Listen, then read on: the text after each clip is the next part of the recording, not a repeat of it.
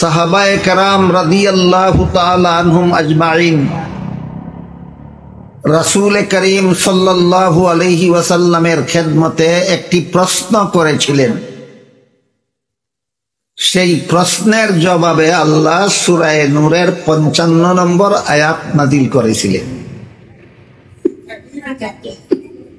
প্রশ্নটা বোঝার জন্য আমাদের মনে রাখতে হবে যে রাসূল করিম সাল্লাল্লাহু আলাইহি ওয়াসাল্লামের কাছে আল্লাহ পাক রব্বুল আলামিন কুরআন নাযিল শুরু করেছিলেন, ওহী নাযিল শুরু করেছিলেন 40 বছর বয়সে। 40 বছর পূর্ণ হওয়ার আগে নবীর কাছে কোনো ওহী নাযিল করেননি, আল্লাহ কোরআনের কোনো আয়াত নাযিল করেননি। ইমানের দাওয়াত, কলেমার দাওয়াত, নামাজ রোজা ইবাদত বন্দেগীর দাওয়াত দেওয়ার নির্দেশও দেননি। তা কেন এখানেই এই মাঠেই অন্য বছরের সিরাতুন নবী সম্মেলনে আমি আপনাদেরকে বলেছি, কাজেই সেই আলোচনার দিকে আজকে আর যাওয়া সুযোগ নেই। 40 বছর বয়স পূর্ণ হওয়ার পরে যখন আল্লাহ রাসূলের কাছে কোরআন নাযিল শুরু করলেন, তখন থেকে রাসূল মক্কা শরীফে আরো 13 বছর অবস্থান করেছেন। কোরআন নাযিল শুরু হওয়ার পরবর্তী আরো 13 বছর যে রাসূল মক্কা শরীফে ছিলেন, এই 13 বছরের জিন্দেগির অংশটাকে রাসূলের মক্কি জিন্দেগি বলা হয়। কোরআন নাযিল শুরু হওয়ার পরে আর হিজরতের আগে মক্কায় ছিলেন আরো 13 বছর। জীবনের এই 13 বছরের অংশকে বলা হয় মক্কি জিন্দেগি, রাসূলের মক্কি জিন্দেগি। এই 13 বছরের ভিতরে আল্লাহর রাসূল দ্বীনের দাওয়াত, কলেমার দাওয়াত, আল্লাহর হুকুম আহকাম মানুষের বান্দাদের কাছে পৌঁছাবার দায়িত্ব পালনে লিপ্ত হন। এই সময় মক্কাবাসী কুরাইশ বংশের মূর্তি পূজারীদের অবর্ণনীয় জুলুম অত্যাচার তিনি সহ্য করেন। শুধু রাসূল নয়, যে কয়েকজন রাসূলের দাওয়াতে ইসলাম গ্রহণ করেছিলেন, মুসলমান হয়েছিলেন, তাদের উপরও মক্কাবাসী কুরাইশ বংশের মূর্তি পূজারীরা অবর্ণনীয় জুলুম নির্যাতন করেছে। বুঝে থাকলে বলুন তো, জুলুম নির্যাতন কতদিন করেছে? 13 বছর। কতদিন? 13 বছর। এই বিপদ সংকুল জুলুম নির্যাতনের এই 13 বছরের জীবন ইতিহাসকে রাসূলের মক্কি জিন্দেগি বলা হয়। আল্লাহর পক্ষ থেকে নির্দেশ ছিল, আপনি শুধু জুলুম সহ্য করবেন, প্রতিশোধ নেওয়া দূরের কথা, প্রতিবাদও করবেন না, নীরবে সহ্য করবেন। একদিকে তারা জুলুম নির্যাতন করে, অপরদিকে আল্লাহর পক্ষ থেকে নির্দেশ কি? প্রতিশোধ নেওয়া দূরের কথা, প্রতিবাদও করবেন, শুধু নীরবে সহ্য করবেন। এইভাবে দীর্ঘ 13টি বছর পর্যন্ত মূর্তি পূজারীদের অবর্ণনীয় জুলুম নির্যাতন সহ্য করার পর আল্লাহ পাক রব্বুল আলামিন রাসূলকে হুকুম দিলেন হিজরত করে মদিনা শরীফ চলে যাওয়ার জন্য।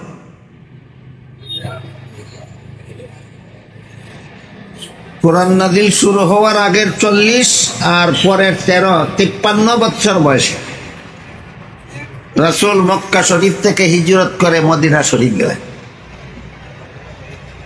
আগের বছর রাসূল মদিনা শরীফ গেলেন সঙ্গী সাথী মুসলমানদেরকে সাথে নিয়ে। পরের বছরই মক্কার শীর্ষ সন্ত্রাসী আবু জাহাল 950 অস্ত্র সজ্জিত সন্ত্রাসী নিয়ে মদিনা শরীফে গিয়া মুসলমানদের উপর হামলা করার জন্য রওনা হল। কি পরিমাণ দুঃসাহস বাড়ছে চিন্তা করে দেখে।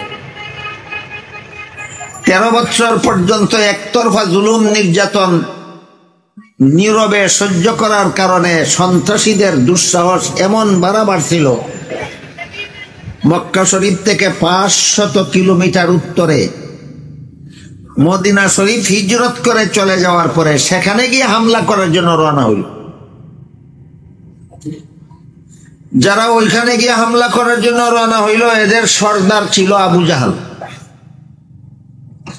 এদের সংখ্যা ছিল 950। রওনা হওয়ার পরে আল্লাহ পাক রব্বুল আলামিন রাসূলকে নির্দেশ দিলেন, আর নীরবে সন্ত্রাসী হামলা সহ্য করা নয়, এখন আপনি সন্ত্রাস দমন করার জন্য এই সন্ত্রাসীদের বিরুদ্ধে জেহাদে বের হয়ে পড়।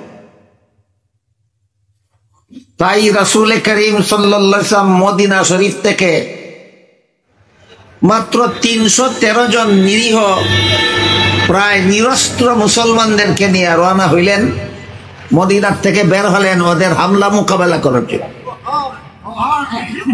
মদিনার কাছাকাছি একটা জায়গার নাম ছিল বদর।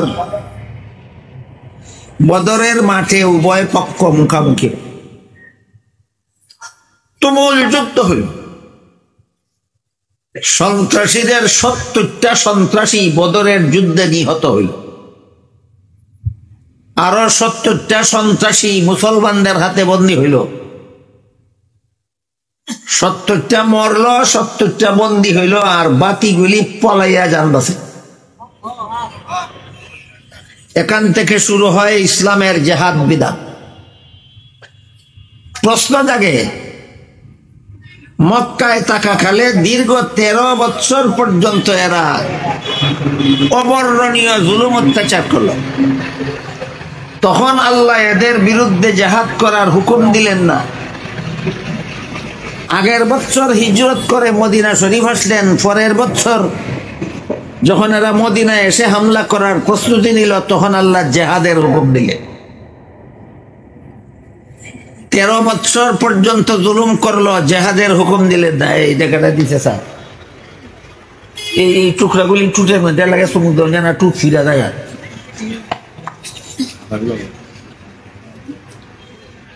13টা বছর পর্যন্ত প্রতিশোধ নেওয়া দূরের কথা, পাল্টা হামলা করা দূরের কথা, প্রতিবাদ করতে আল্লাহ নিষেধ করছেন, শুধু নীরবে সহ্য করার কথা।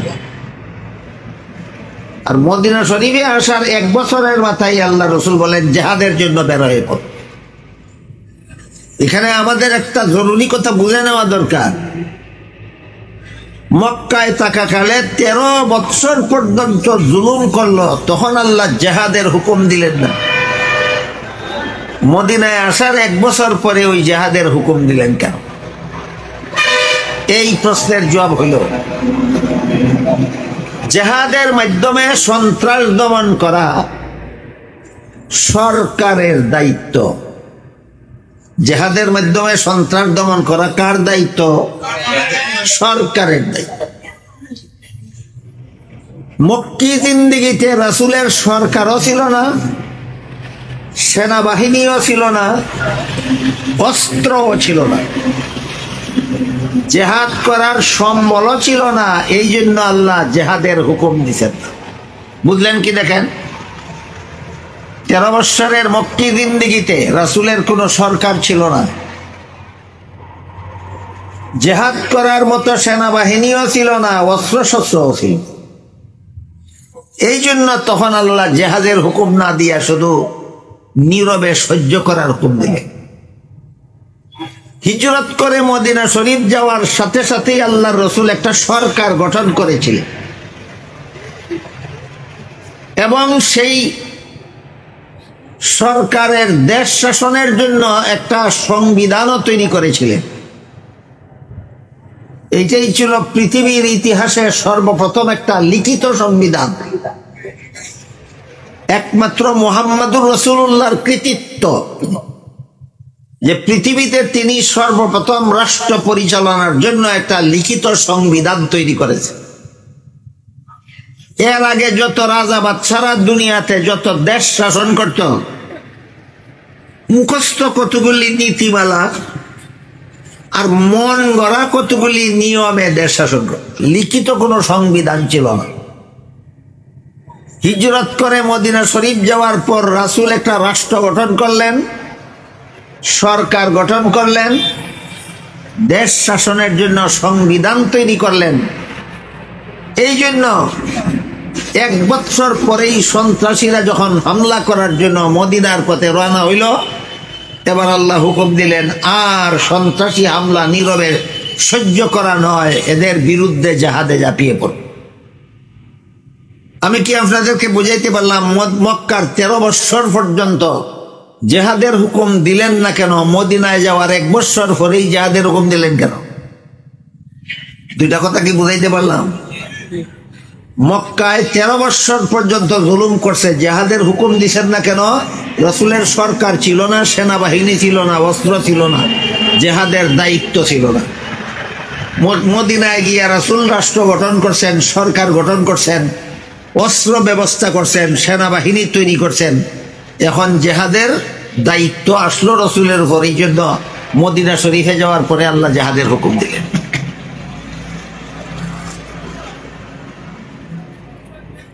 মদিনা শরীফ হিজরত করে যাওয়ার পরে সেখানে আরো 10 বছর রাসূল জীবন যাপন করেছেন। হিজরতের পরবর্তী 10 বছরের পবিত্র জিন্দেগিকে রাসূলের মদনী জিন্দেগি বলা হয়। মক্কার 13 বছরের জিন্দেগিকে মক্কি জিন্দেগি, আর মদিনার 10 বছরের জিন্দেগিকে মদনী জিন্দেগি। 10 বছরের মদনী জিন্দেগির ভিতরে আল্লাহর রাসূল প্রসিদ্ধ বিবরণ মতে 66টা জিহাদ পরিচালনা করছেন। 23টা জিহাদে আল্লাহর রাসূল নিজেই সেনাপতি হয়ে উপস্থিত হয়েছে। 43টা জিহাদে আল্লাহ রাসূল সেনা বাহিনী প্রেরণ করেছেন।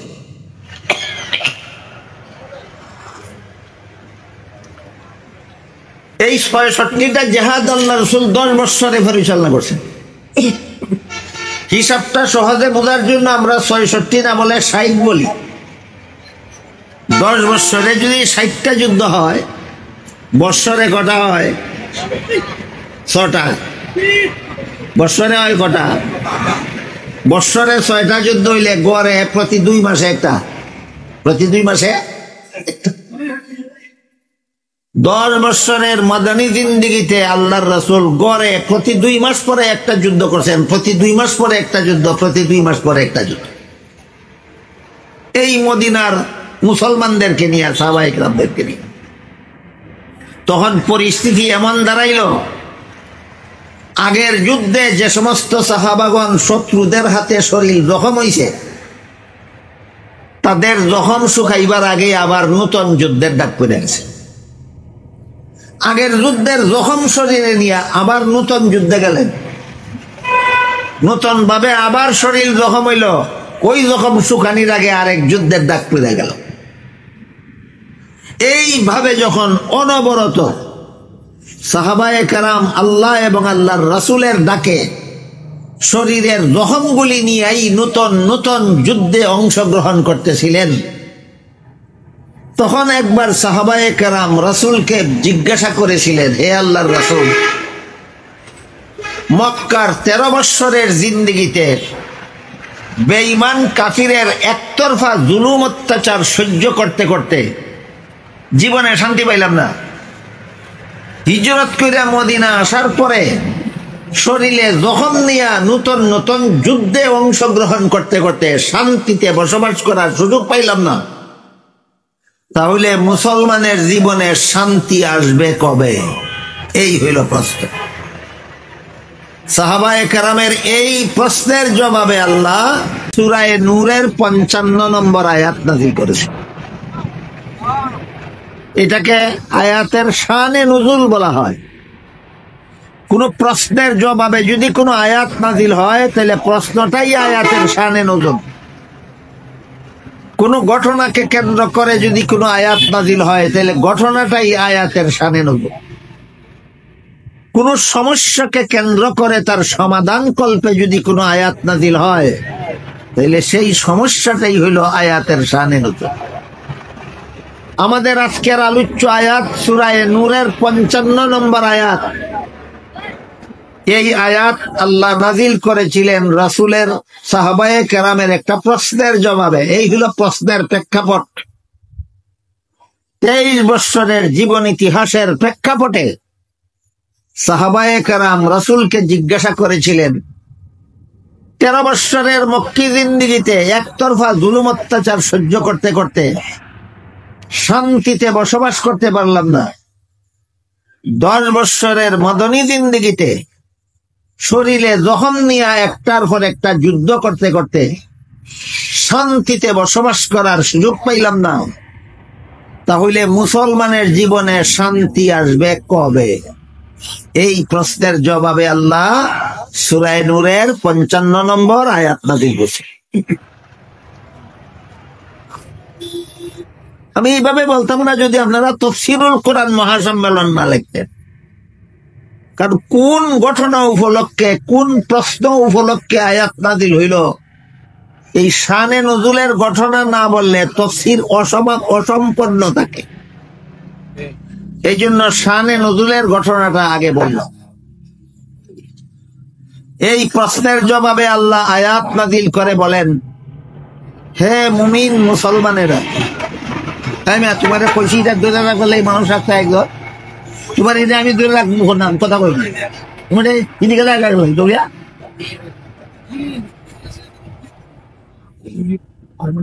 এখানে যে দড়ি দা কুটির সাথে বান্ধ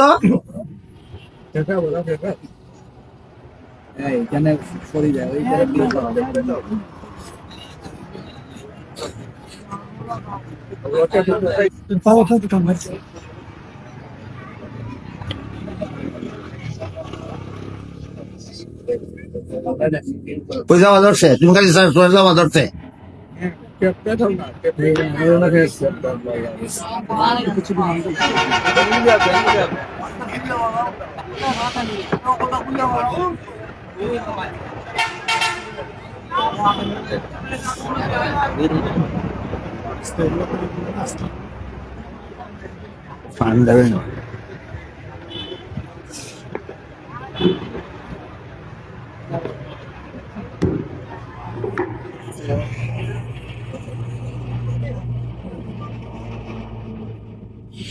প্রশ্নের জবাবে আল্লাহ আয়াত নাযিল করে বলেন, হে মুমিন মুসলমানেরা,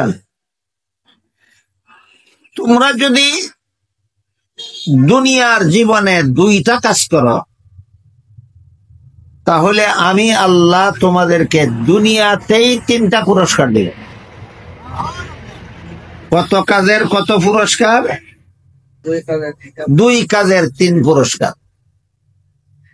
তোমরা যদি দুনিয়াতে 2টা কাজ করো, তাহলে আমি আল্লাহ দুনিয়াতেই তোমাদেরকে 3টা পুরস্কার দেব। তোমাদের 2 কাজ কি কি? আল্লাহ বলেন, আল্লাযীনা আমানু ওয়া আমিলুস সালিহাত। তোমরা যদি ঈমান আনো আর নেক আমল করো। এই ঈমান হইল একটা কাজ আর নেক আমল হইল একটা কাজ।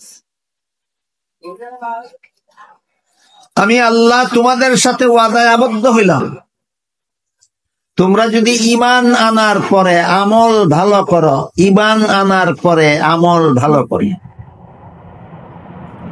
তাহলে আমি আল্লাহ তোমাদেরকে দুনিয়াতেই 3টা পুরস্কার দেব। 1 নম্বর পুরস্কার,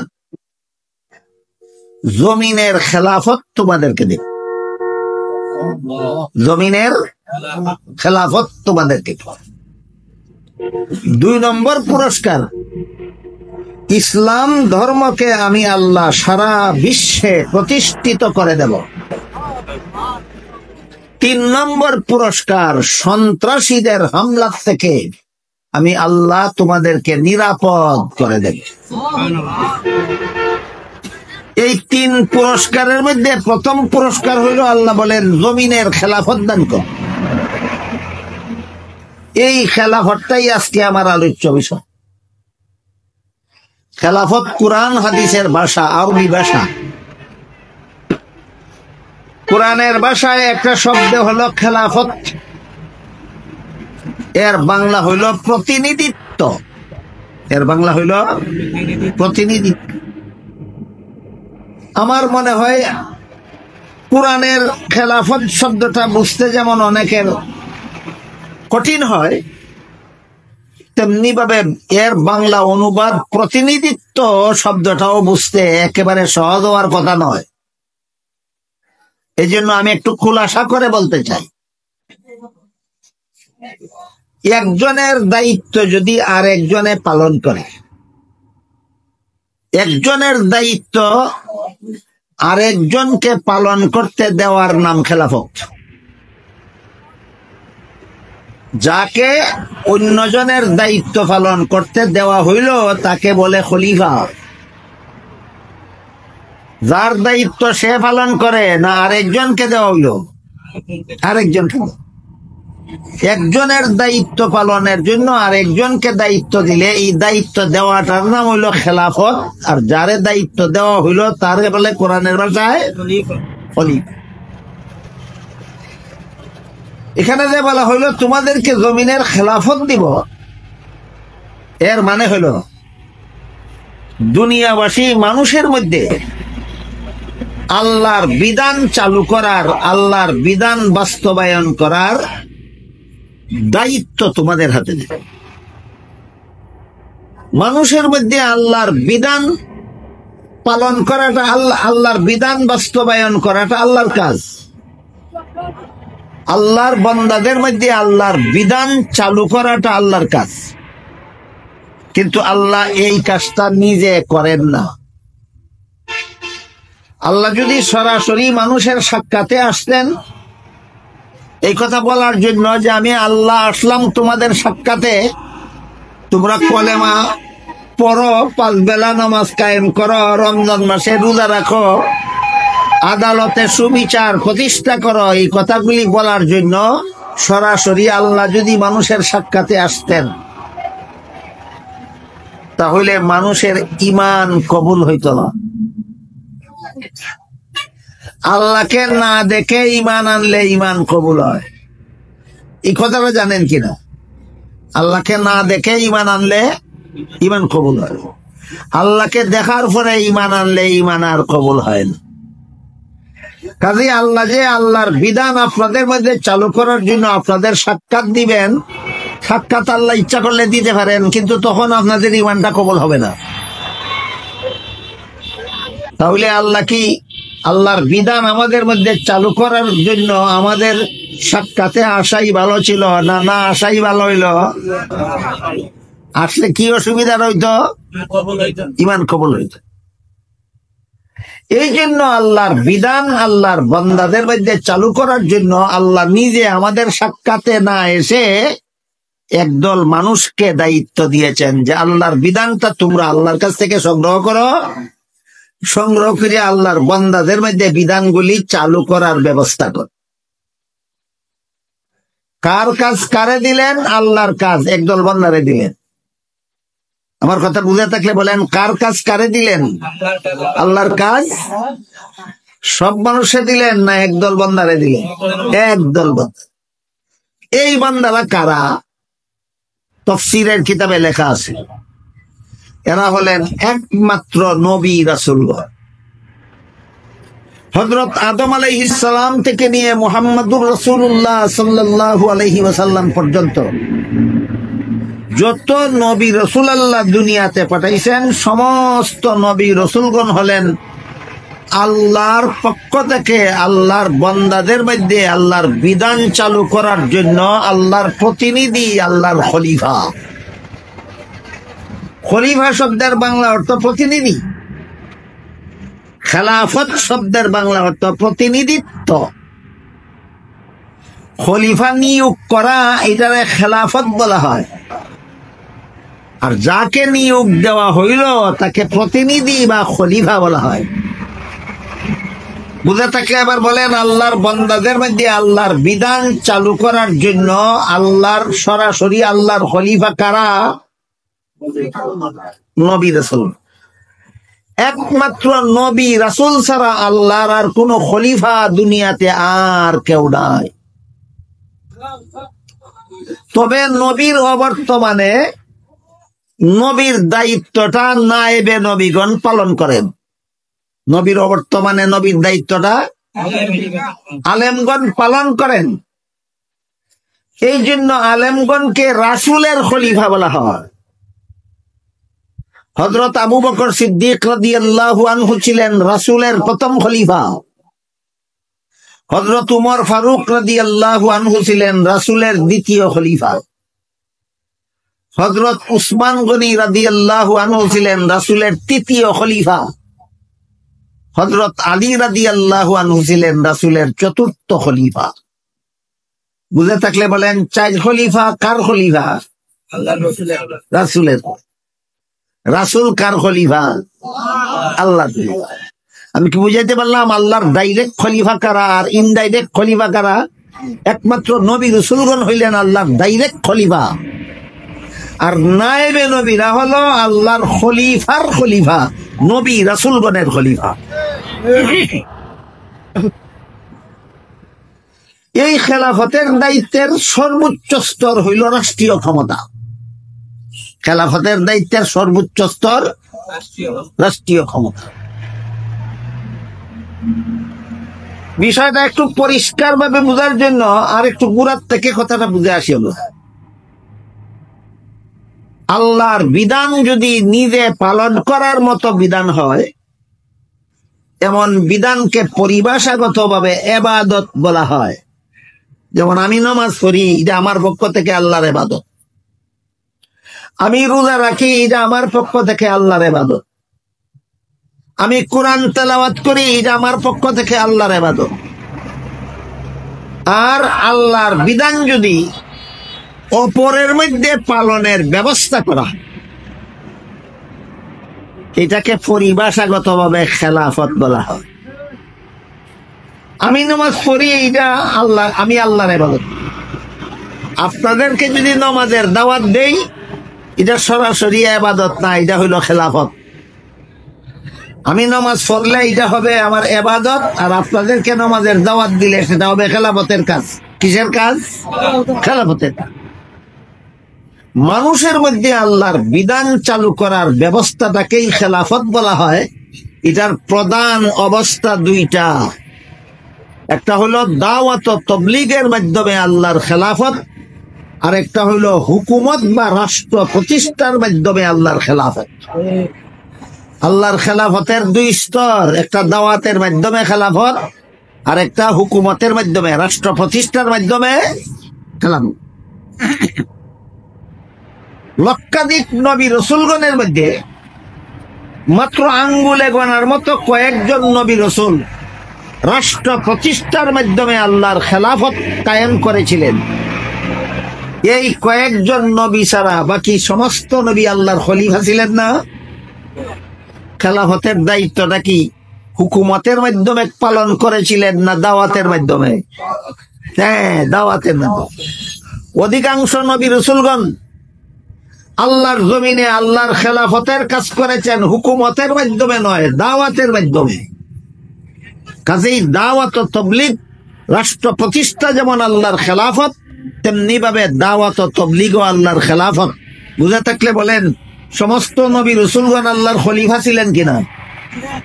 এর মধ্যে অধিকাংশ নবী রাসূল রাষ্ট্র প্রতিষ্ঠার মাধ্যমে খেলাফতের কাজ করেছেন না দাওয়াত ও তাবলীগের মাধ্যমে? অল্প সংখ্যক নবী রাসূল রাষ্ট্র প্রতিষ্ঠার মাধ্যমেও আল্লাহর খেলাফত প্রতিষ্ঠা কায়েম করেছে। এই হলো খেলাফতের দুইটা পদ্ধতি। একটু খোলা খেলা কেন কইলাম, অনেক মানুষে জানেন না খেলাফতের পদ্ধতি যে দুইটা, একটা দাওয়াতের মাধ্যমে খেলাফত আর একটা হুকুমতের মাধ্যমে খেলাফত। এই দুইটা স্তর যারা জানে না, এরা যারা তাবলীগের কাজ করে, এরা মনে করে এরা খেলাফতের কাজ করে না। দুনিয়াতে বর্তমানে যারা তাবলীগের কাজ করে, এরা যদি খেলাফতের কাজ না কইরা থাকে, তাহলে অধিকাংশ নবীগণ কিসের কাজ করেছিলেন? ওইটা কি খেলাফত ছিল না? অধিকাংশ নবীগণের দাওয়াত যেমন ছিল খেলাফতের কাজ, ঠিক তেমনি ভাবে বর্তমান দুনিয়ায় তবলিগি জমাতের দাওয়াতটাও খেলাফতের কাজ। এটা হইল খেলাফতের প্রথম স্তর, খেলাফতের প্রথম স্তর। আর রাষ্ট্র প্রতিষ্ঠার মাধ্যমে খেলাফতের কাজ করা, এটা হলো খেলাফতের উচ্চতর স্তর। হযরত সুলাইমান আলাইহিস সালাম রাষ্ট্র প্রতিষ্ঠার মাধ্যমে খেলাফত কায়েম করেছিলেন। হযরত দাউদ আলাইহিস সালাম রাষ্ট্র প্রতিষ্ঠার মাধ্যমে খেলাফতের কাজ করেছিলেন। সর্বশেষে মুহাম্মদুর রাসূলুল্লাহ সাল্লাল্লাহু আলাইহি ওয়াসাল্লাম রাষ্ট্র প্রতিষ্ঠার মাধ্যমে খেলাফতের কাজ করেছিলেন। আমার কথাগুলি বুঝে থাকলে বলেন, সমস্ত নবী রাসূলগণ আল্লাহর খলিফা কিনা? অধিকাংশ নবী রাসূলগণ রাষ্ট্র প্রতিষ্ঠার মাধ্যমে খেলাফতের কাজ করেছেন না দাওয়াত ও তাবলীগের মাধ্যমে? কাজেই দাওয়াত ও তাবলীগের কাজটাও খেলাফতের কাজ, দাওয়াত ও তাবলীগের কাজটাও খেলাফতের কাজ, নিম্ন স্তরের খেলাফতের কাজ। আর রাষ্ট্র প্রতিষ্ঠার মাধ্যমে খেলাফত কায়েম করা উচ্চ স্তরের খেলাফতের কাজ। সূরা নূরের 55 নম্বর আয়াতে আল্লাহ বলেন, তোমরা যদি দুইটা কাজ করো, ঈমান আনো এবং নেক আমল করো, তাহলে এই জমিনের খেলাফত তোমাদের হাতে দেবে।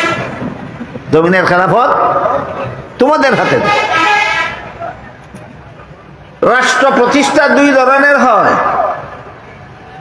এক ধরনের রাষ্ট্র প্রতিষ্ঠা হয় আল্লাহর বান্দাদের জন্য আল্লাহর বিধান বাস্তবায়নের উদ্দেশ্যে আল্লাহর খলিফার মাধ্যমে অথবা রাসূলের খলিফার মাধ্যমে।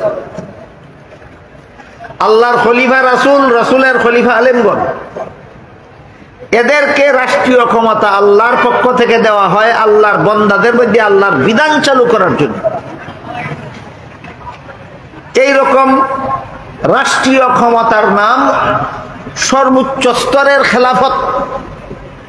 কিন্তু আল্লাহ পাক রব্বুল আলামিন এরা ছাড়াও অনেক মানুষের হাতে পৃথিবীর বিভিন্ন দেশের রাষ্ট্রীয় ক্ষমতা দিয়ে থাকেন। আমি আশা করি আপনারা নমরুদের নাম শুনেন নাই এমন কেউ নাই। নমরুদের নাম আপনারা শুনেছেন কিনা? নমরুদ কি গদির অধিকারী ছিল না? নমরুদরে গদি দান করলেন কে? আল্লাহ। ফেরাউন রাষ্ট্রীয় ক্ষমতার অধিকারী ছিল, আল্লাহই দান করেছেন। ইবলিসও রাষ্ট্রীয় ক্ষমতার অধিকারী ছিল, আল্লাহই দান করেছেন। তাইলে আল্লাহর খলিফাদেরকেও আল্লাহ রাষ্ট্রীয় ক্ষমতা দিয়া থাকেন। অনেক সময় খোদাদ্রোহী পাপিষ্ট বেঈমান কাফিরদেরকেও আল্লাহ রাষ্ট্রীয় ক্ষমতা দিয়া থাকেন। যখন আল্লাহ খলিফাদের কাছে রাষ্ট্রীয় ক্ষমতা দেন, তখন সরকার হয় আল্লাহর প্রতিনিধি। আল্লাহর আদেশ নিষেধ বাস্তবায়ন করা হয় সরকারের দায়িত্ব। আল্লাহর আদেশ নিষেধ বাস্তবায়ন করা হয় খলিফা। খলিফাকে যদি আল্লাহ রাষ্ট্রীয় ক্ষমতা দান করেন, তাহলে আল্লাহর আদেশ নিষেধ বাস্তবায়ন করা খলিফার দায়িত্ব, যেহেতু তিনি আল্লাহর কাজ করবেন আল্লাহর পক্ষ থেকে মনোনীত। আর যদি কোনো পাপিষ্ট বেঈমান পাপাচার দুরাচারকে আল্লাহ রাষ্ট্রীয় ক্ষমতা দান করেন, এরা আল্লাহর প্রতিনিধি না, এরা আল্লাহর খলিফা না। এরা শুধু আল্লাহ প্রদত্ত একটা গদির মালিক। এরা গদি পাইয়াও আল্লাহর বিধান বাস্তবায়ন করে না, আল্লাহর বিধান বাস্তবায়নের দরকারও মনে করে না, আল্লাহর বিধান সঠিকভাবে জানেও না। তাইলে রাষ্ট্রীয় ক্ষমতার অধিকারী কত দল হইল? দুই দল। একদল আল্লাহর প্রতিনিধি, আর একদল স্বঘোষিত প্রতিনিধি অথবা জনগণের প্রতিনিধি। জনগণের প্রতিনিধিত্ব যে সরকারে করে, এই সরকারকে বর্তমান দুনিয়ার রাজনৈতিক পরিভাষায় গণতান্ত্রিক সরকার বলা হয়। গণতান্ত্রিক সরকার, গণতন্ত্র একটা রাষ্ট্র পরিচালনার নিয়ম নীতির নাম। গণতন্ত্র একটা রাষ্ট্র পরিচালনার নিয়ম নীতির নাম। এই নীতির উদ্ভাবন করেছিলেন একজন লোক, তার নাম ছিল আব্রাহাম লিঙ্কন। তার বাড়ি ছিল আমেরিকায়। তিনি এক সময় আমেরিকার প্রেসিডেন্ট ছিলেন। তিনি জন্মগতভাবে ইহুদির সন্তান ছিলেন। তিনি মন গড়া পদ্ধতিতে রাষ্ট্র পরিচালনার একটা পদ্ধতি উদ্ভাবন করেছিলেন। এই পদ্ধতিটার নাম হইল গণতন্ত্র।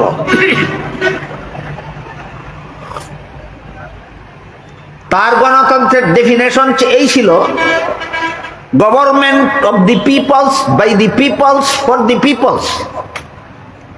জনগণের সরকার, জনগণের দ্বারা, জনগণের জন্য। সরকার জনগণ মনোনীত করবে এবং জনগণের চাহিদা পূরণ করা সরকারের দায়িত্ব হবে। গণতান্ত্রিক রাষ্ট্র ব্যবস্থায় সরকার কার চাওয়া পাওয়া আদায় করে? জনগণের। জনগণ যেইভাবে চায় সরকারকে সেইভাবে চলতে হয়। এখানে সরকার হয় জনগণের প্রতিনিধি। আমার কথা বুঝে থাকলে বলেন, গণতান্ত্রিক রাষ্ট্রেও সরকার প্রতিনিধি হয়, খেলাফত ব্যবস্থার রাষ্ট্রেও সরকার প্রতিনিধি হয়। কিন্তু গণতান্ত্রিক দেশে সরকার হয় জনগণের প্রতিনিধি, আর খেলাফত ব্যবস্থার রাষ্ট্রে সরকার হয় আল্লাহর প্রতিনিধি। একদল সরকার আল্লাহর প্রতিনিধিত্ব করে, আরেক দল সরকার জনগণের প্রতিনিধিত্ব করে। এই হইল ইসলামী রাষ্ট্রে আর গণতান্ত্রিক রাষ্ট্রের ব্যবধান। কি বুঝাইতে পারলাম? বলেন, ইসলামী রাষ্ট্র আর গণতান্ত্রিক রাষ্ট্রে কোনো ব্যবধান নাই?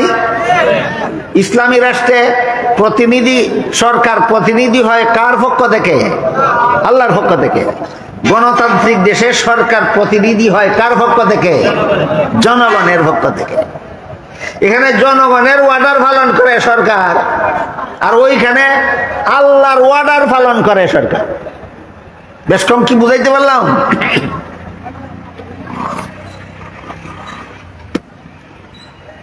খেলাফত ব্যবস্থার রাষ্ট্রে সরকারি কর্মকর্তা মনোনীত হওয়ার ব্যবস্থা আলাদা।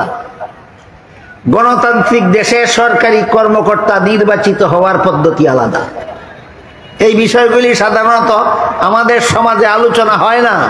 এই জন্য আমার মনে হয় অনেক মুসলমানে জানেই না যে ইসলামে আর গণতন্ত্রে ব্যবধান কোথায়।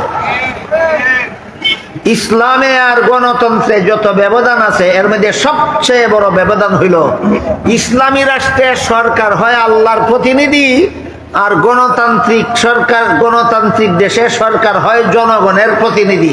দেখেন, সারা জীবন স্মরণ রাখতে পারবেন না, ভুলে যাবেন। স্মরণ থাকবে? বুঝে থাকলে বলেন, ইসলামী রাষ্ট্রের সরকার হয় কার প্রতিনিধি? ওই প্রতিনিধি মানে কোরআনের ভাষায় খলিফা। ইসলামী রাষ্ট্রের সরকার আল্লাহর খলিফা। ইসলামী রাষ্ট্রের সরকার আল্লাহর খলিফা। গণতান্ত্রিক দেশের সরকার জনগণের প্রতিনিধি।